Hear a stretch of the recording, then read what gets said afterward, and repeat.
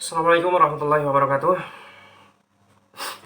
Innal hamdalillah nahmaduhu wa nasta'inuhu wa nastaghfiruh wa na'udzu billahi min syururi anfusina wa min sayyiati a'malina may yahdihillahu fala mudhillalah wa may yudlil fala hadiyalah.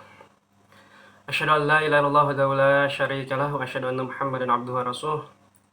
Allahumma shalli ala Muhammad wa ala ali Muhammad. Baiklah teman-teman, pada kesempatan ini pertemuan kedua pengantar pendidikan agama Islam.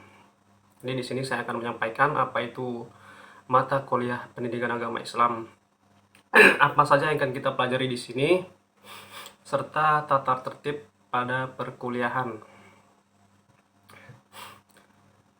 Baiklah, jadi pendidikan agama Islam itu adalah mata kuliah dasar umum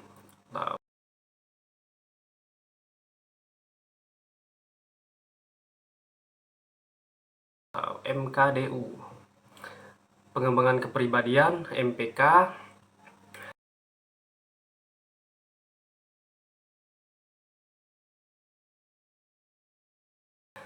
mata kuliah wajib umum MKWU.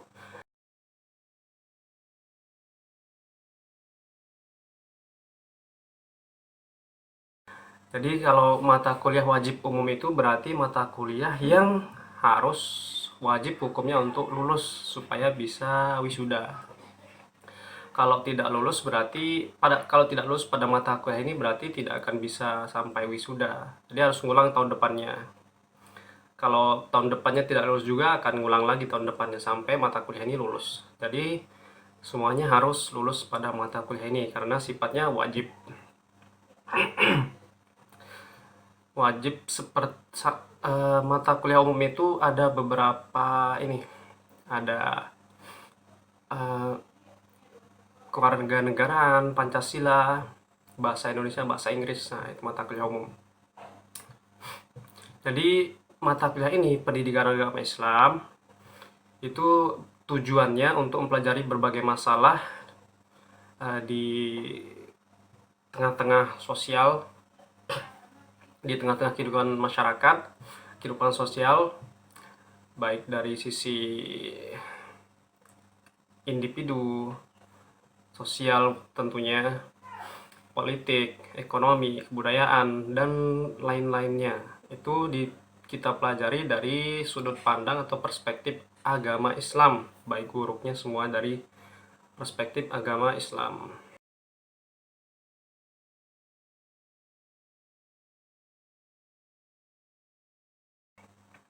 Bagaimana mata kuliah ini nantinya akan memberikan pedoman kepada manusia bagaimana mengenal, bersikap, bertindak, dan melaksanakan ajaran agama Islam sesuai dengan kaidah-kaidahnya. Di mata kuliah ini bukan seperti mata kuliah yang lain yang hanya sekedar berteori kemudian setelah lulus kemudian kadang ada yang dilupakan begitu saja, akan tapi lebih jauh mata kuliah pendidikan agama Islam itu seperti yang saya sebutkan tadi itu, yaitu MPK, pengembangan kepribadian. Jadi diharapkan nantinya dari mata kuliah ini mahasiswa bisa mengembangkan kepribadian, tentunya kepribadian yang Islami. Jadi kalau kita lihat tantangan zaman sekarang, yaitu tantangan era digital, kita sudah sampai pada era teknologi industri 4.0 ya, yang dulunya tenaga manusia itu digantikan oleh yang manual, digantikan oleh mesin, kemudian perkembangannya sampai sekarang itu sudah sampai pada teknologi industri 4.0, yaitu semua serba digital, yaitu serangannya juga lewat digital. Berbagai macam aplikasi dan semua yang ada di dalam teknologi industri 4.0 ini, serangannya sangat brutal ya. Nah, itu kita harus bisa membentengi diri dari semuanya itu. Jangan sampai kita menjadi budak tren, budak aplikasi dan lain-lain. Karena sebagian banyak yang didesain memang untuk merusak moral-moral generasi kita. Jadi aplikasi-aplikasi itu kebanyakan sekarang ada yang sudah didesain sedemikian rupa supaya secara otomatis, jadi tanpa disadari memang merusak eh, em, merusak cara berpikir, pola pikir masyarakat. Contohnya, contoh contoh kecil ya, banyak aplikasi di luar ini, karena aplikasi yang saya sebutkan ini itu ada sisi positif negatifnya, karena tergantung dari penggunanya. Contoh saja TikTok. Itu TikTok lebih banyak negatifnya daripada positifnya. Itu mempengaruhi generasi kita, banyak yang keluar dari batasan-batasan nilai-nilai Islam. Tapi di lain hal dari itu, banyak juga yang berdakwah di dalam TikTok, banyak edukasi, banyak berbagai macam video-video menarik yang isinya itu juga bermanfaat ya, bukan hanya orang-orang yang mengumbar ini apa bagian-bagian itu saja kan, tapi banyak juga hal-hal yang hanya saja ada isu bahwasanya TikTok itu juga bagian dari apa serangan untuk mengubah secara psikologis eh, terutama remaja itu paling cepat kena. Nah, itu sifatnya didesain musiknya, videonya, nanti dibuat challenge sedemikian rupa, nanti pasti pada ngikut sampai lupa jati diri dan lain-lain. Nah, itu mari kita jaga. Saya juga punya akun TikTok. Ya, tentunya cuma buat ini, bukan untuk yang hal-hal yang sebenarnya semuanya punya sisi negatif tergantung penggunanya. Nah, banyak sekali tantangan-tantangan yang akan kita hadapi, oleh karena itu kita akan menguatkan pondasi kita di pendidikan agama Islam, ya, terutama akidah kita dulu. Uh, saya juga sebagai dosen, sebagai fasilitator di sini, uh, bukan manusia suci bersih, hanya saja kita sama-sama untuk memperbaiki diri, ya. Mudah-mudahan setelah selesai mata kuliah ini kita benar-benar menjadi orang yang lebih baik, lebih bisa mengamalkan dan uh, menjaga agama kita melalui menjaga syariat. Kemudian secara umum garis besar yang akan kita pelajari pada mata kuliah ini adalah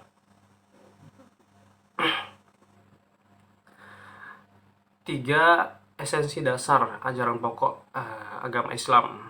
Yang pertama adalah akidah, yang kedua adalah syariah, dan yang ketiga adalah akhlak.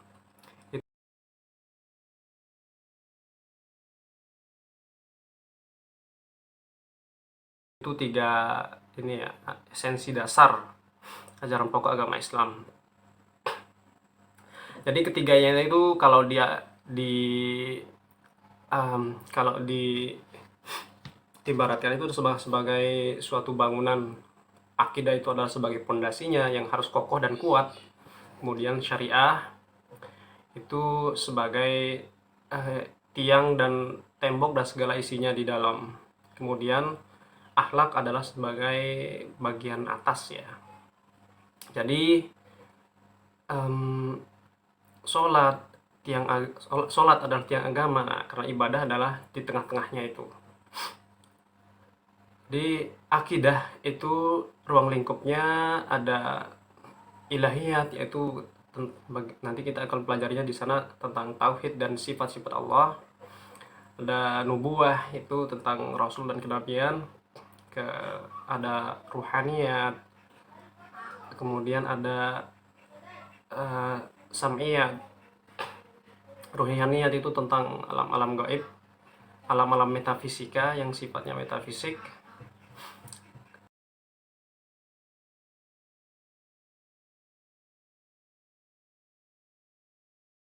Nah, kemudian syariah itu ruang lingkupnya nanti ada ibadah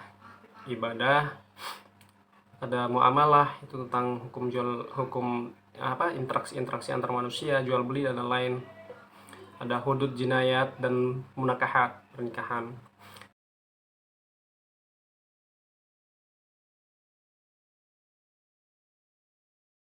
Kemudian akhlak itu bagaimana akhlak kita kepada Allah Subhanahu wa taala, akhlak kepada Rasulullah sallallahu alaihi wasallam, akhlak kepada diri sendiri, akhlak kepada sama manusia, dan akhlak sama hewan, binatang, dan akhlak sama lingkungan sekitar.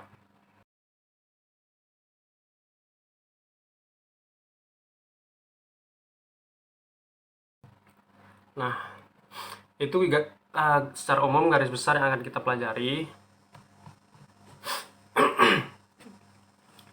Yang ini semua nanti akan dibagi dalam beberapa bab ya.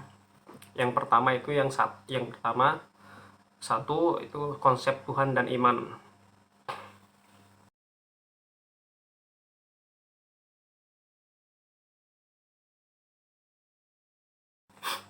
Kedua, konsep manusia dan agama.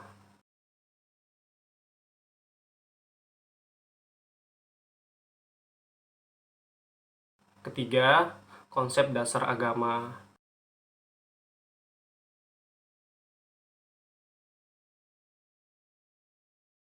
Empat, arti akidah, syariah, dan ruang lingkupnya.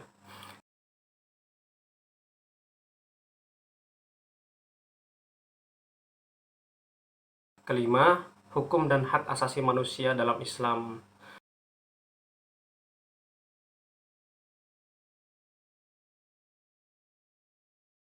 Keenam, etika, moral, dan akhlak.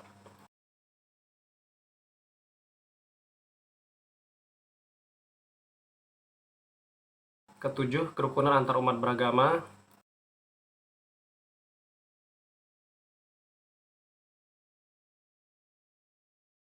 Kedelapan, sistem politik dan demokrasi.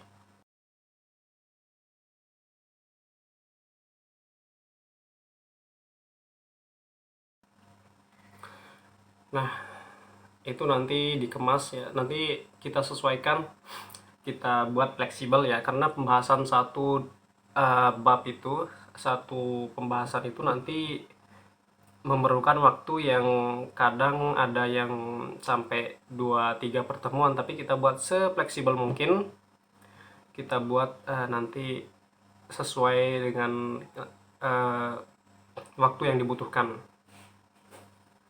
Nah, untuk tata tertib perkuliahan itu siswa apa kalian itu saya tidak buatkan absen di daring Unram, tapi kalian hanya absen di SIA saja ya.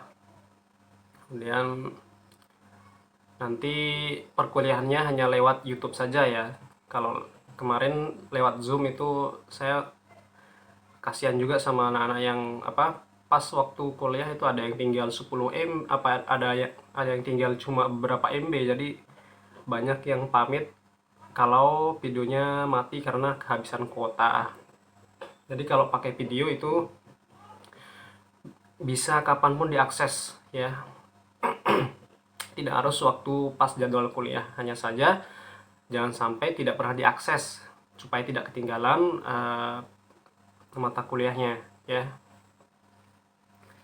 Kemudian nanti mahasiswa wajib mengikuti Bina Pribadi Islam atau Binar yang diselenggarakan oleh MT Fakultas. Nanti ada Binar di setiap fakultas masing-masing, silakan diikuti. Itu juga nanti masuk dari penilaian ya. Kemudian Kapas online ini tidak banyak ini sebenarnya tata tertib yang jelas. Di luar, kalau dulu di dalam kelas itu wajib semua mahasiswa itu menutup aurat dan baik ya, laki atau perempuan. Nah, sekarang kalian di rumah juga harus menutup aurat dengan baik ya. Jangan karena di luar kuliah kalian berpakaian agak terbuka dan lain-lain.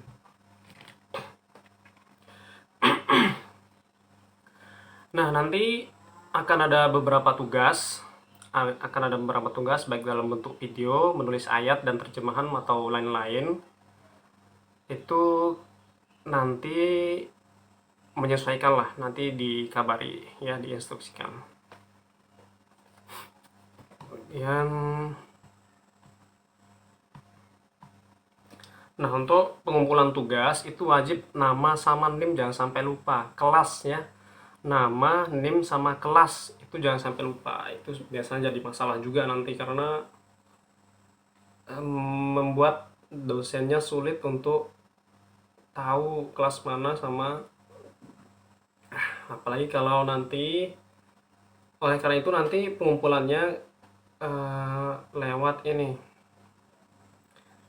lewat Google Drive saja. Jadi nanti kita pengumpulan tugasnya itu semua UAS UTS nanti lewat Google Drive. Jadi semua di HP kalian sudah pastinya udah ada ini Google Drive ya. Di penilaiannya dilakukan 4 indikator ya. Pertama ujian tengah semester, ujian akhir semester. Nah, nanti activity log di laman daring Unra Masih ID. Nanti ketahuan ya, ada yang tidak pernah login sama sekali, nanti ketahuan. Jadi jelas nanti ada reportnya ya. Ada reportnya, nggak pernah kuliah ketahuan semua. Sama mengerjakan tugas-tugas yang diberikan udah 4 itu. UTS, UAS, keaktifan ya, keaktifannya dilihat dari activity lognya. Kemudian mengerjakan tugas-tugas yang diberikan. Kalau untuk dari sisi sikap itu tidak susah untuk dinilai karena kita daring, kita tidak bisa lihat bagaimana aktivitas, apakah mahasiswanya ada yang sering meninggalkan sholat dan lain-lain. Tapi pesan saya jangan sampai pernah meninggalkan sholat ya. Satu sholat yang kalian tinggalkan dengan cara sengaja itu susah untuk tergantikan, bahkan tidak bisa digantikan. Jangan sampai meninggalkan sholat wajib. Nah, jadi semua yang wajib yang sifatnya fardu ain itu jangan sampai untuk ditinggalkan. Kemudian udah itu saja.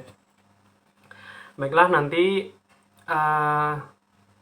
untuk senjatanya di HP itu silahkan kalian install Al-Quran yang dari Kemenak. Kalian install Al-Quran yang dari Kemenak. Kenapa Kemenak? Karena itu Al-Qurannya dari Kementerian Agama, pasti tidak ada suatu hal yang keliru karena pasti sudah direvisi, pasti sudah benar ya, karena kalau punya pemerintah yang salah nanti bisa gawat. Kemudian install hadis arba'in ya, hadis arba'in, tulis saja di Play Store. Hadis arba'in yang ada angka 40-nya saja yang enak dibaca. Hadis arba'in Nawawiyah yang ada angka 40. Nah, itu diinstal sebagai senjata untuk perkuliahan kita. Nah, kenapa diinstal yang tadi itu? Nanti sebelum mulai perkuliahan itu kita akan baca, kalau di yang luring, yang offline itu biasa kita sebelum memulai presentasi itu baca Al-Quran dulu. Nah, nanti silakan, atau mungkin kalau kalian di rumah punya Al-Quran yang pasti punya ya. Cuman kalau kebetulan mungkin perlu juga di HP ya. Perlu juga di HP, silakan kalau ada Al-Quran yang ini juga nggak apa-apa. Kemudian selain itu juga membaca hadis arba'in Nawawiyah setiap pertemuan. Jadi mulai minggu depan kita baca ya, karena bentuknya daring ini nanti saya yang bacakan, terjemahannya juga. Nah, baru kemudian kita ke pembahasan ya. Baiklah teman-teman, mungkin hanya itu saja untuk pengantar. Nah, nanti untuk tanya jawabnya silakan kalian, nanti saya akan siapkan kolom untuk diskusi di laman daring Unra Masih ID ya. Pertanyaan di sana, nanti kita diskusi di sana. Kemudian nanti jawabannya akan saya sampaikan di video berikutnya.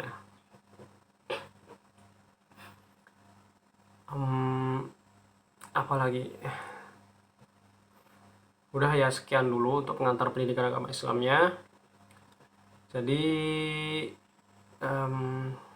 seperti yang saya sebutkan tadi, sudah saya sampaikan tadi, pendidikan agama Islam itu adalah mata kuliah pengembangan kepribadian, bukan hanya sekedar mata kuliah untuk lulus saja, tapi mudah-mudahan di mata kuliah ini kita menjadi lebih baik ya.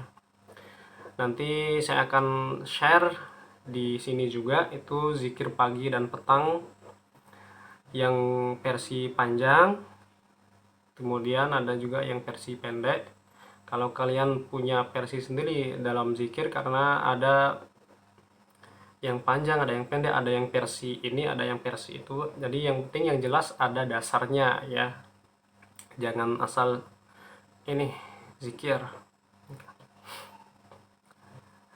Baiklah teman-teman, mungkin itu saja. Yap,